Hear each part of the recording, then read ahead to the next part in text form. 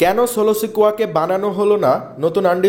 বিশেষ করে বর্তমান সময়ে ডাব্লিউডাব্লিউ এর অরিজিনাল ট্রাইবাল চিফ হচ্ছেন রোমান রেন্স। তবে রোমান রেন্স না থাকা অবস্থায় সোলো সিকোয়া তিনি নিজেকে ট্রাইবাল চিফ হিসেবে দাবি করছিলেন। ইসলামে কোডি রোডসের এগেনস্টে সোলো সিকোয়াকে হারিয়ে দেওয়া হয়েছে রোমান রেঞ্জের আক্রমণের মাধ্যমে। তো সোলো সিকোয়াকে একটি স্টোরি লাইন দেখানো হবে, আর সেখানে কোনো টাইটেল ইনভলভ থাকবে না।